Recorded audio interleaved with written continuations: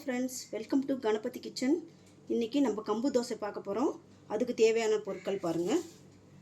கம்பு எடுத்திருக்கோம், உளுந்து எடுத்திருக்கோம், அரிசி கொஞ்சம் எடுத்திருக்கோம், எல்லாம் 3/4 டம்ளர் எடுத்திருக்கோம், வெந்தயம் எடுத்திருக்கோம். இப்போ ஊற வச்சுக்கலாம்.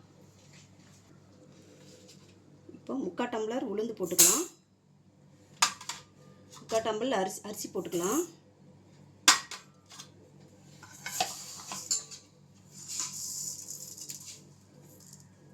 2 டம்ளர் கம்பு போட்டுக்கலாம்.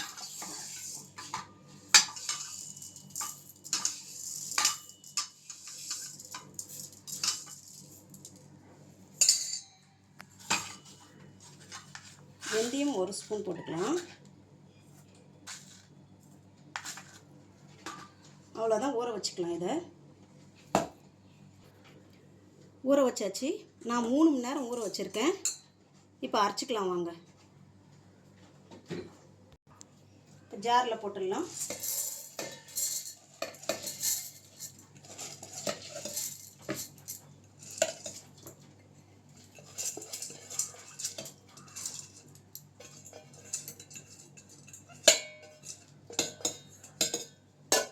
இப்போ நம்ம அரைச்சிக்கலாம்.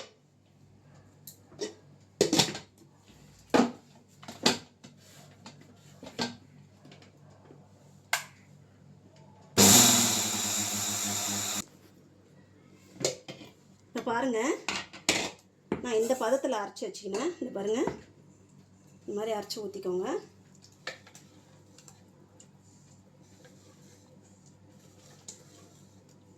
பாருங்க, தோசை பதத்தில் இருக்கும். இந்த மாதிரி அரைச்சிக்கோங்க.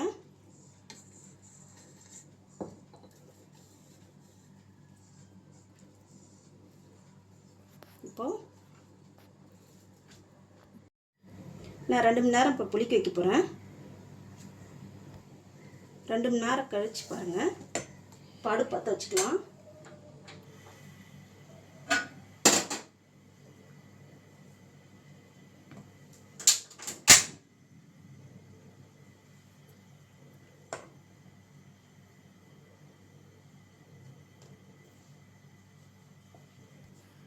இப்போ தவா காஞ்சிச்சு, தோசை ஊற்றிக்கலாம்.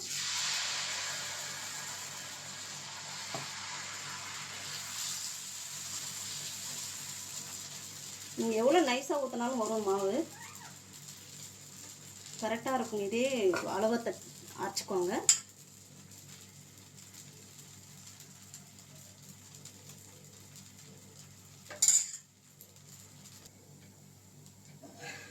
தோசை ரெடி ஆயிடுச்சு பாருங்கள். நீங்கள் இதுக்கு எந்த சட்னி வேணாலும் பண்ணிக்கோங்க. நான் கார சட்னி பண்ணியிருக்கேன் பாருங்கள். நீங்கள் எந்த சட்னி வேணாலும் செஞ்சுக்கோங்க. அவ்வளோதான் ஃப்ரெண்ட்ஸ். லைக் பண்ணுங்கள், சப்ஸ்கிரைப் பண்ணுங்கள்.